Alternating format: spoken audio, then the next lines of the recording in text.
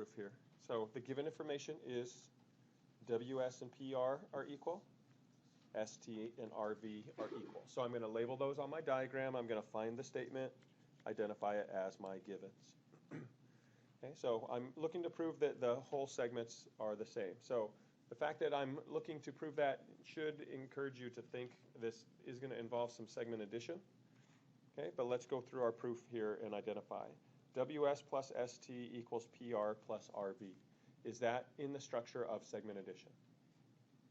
Remember, segment addition is the sum of two parts is equal to the whole. This has two parts equal to two parts. So this is not the structure of segment addition. Okay, so instead what you want to do is you want to think the only other way that you can add two things on one side of the equation to two things on the other is to take a normal equation or equation to start with and then add equivalent values to both sides. So if I took this first statement or the first equation in statement 1, WS equals PR. If I add ST to one side of that equation, in order to maintain the balance, I'd have to either add ST or its equivalent, RV, to the other side. Is that what I did in step 2? Yeah, so what exactly did I do? Addition property, right? I added equals to equals, and therefore the sums, okay, the totals of those are going to be equal. So that's addition property. Now when I go to my next statement, I have WS plus ST equals WT. Is this in the structure of a segment addition? Yeah, so let's see if it is actually. So WS plus ST is equal to WT. It is. So I know I have segment addition. I also have PR plus RV equals PV. Okay, again, confirming that that statement was justified as segment addition. Sum of the parts equals the whole. All right. My next step is WT equals PV. So they jumped right to that statement.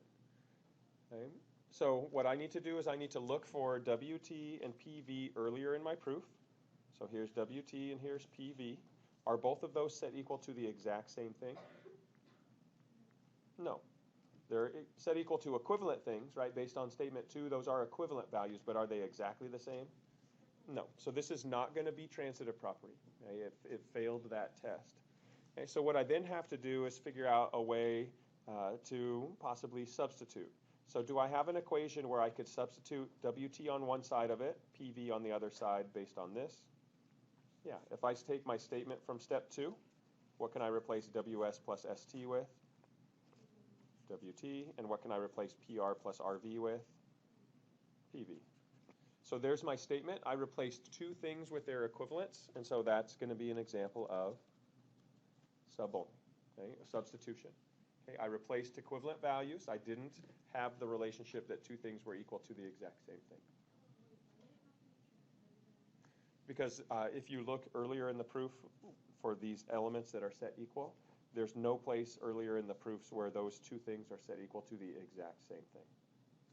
So here WT is equal to WS plus ST, and here PV is PR plus RV. They're not exactly the same. They're equivalent, right, based on statement 2. They are equivalent to each other, but they're not the exact same thing. So it's just a straight substitution. Did you also get subtraction property? No. Subtract like WS, ST, PR, and RV, and then you just left with. Yeah, I mean, like you could wind up doing it, but it's not going to directly lead to like the statement without substitution. Okay, and then the final statement, in going from equality of measurements to congruence of segments, requires what justification? Definition of congruence, right? Okay, so if you have equal measures, you can convert them into congruent segments by definition of congruence.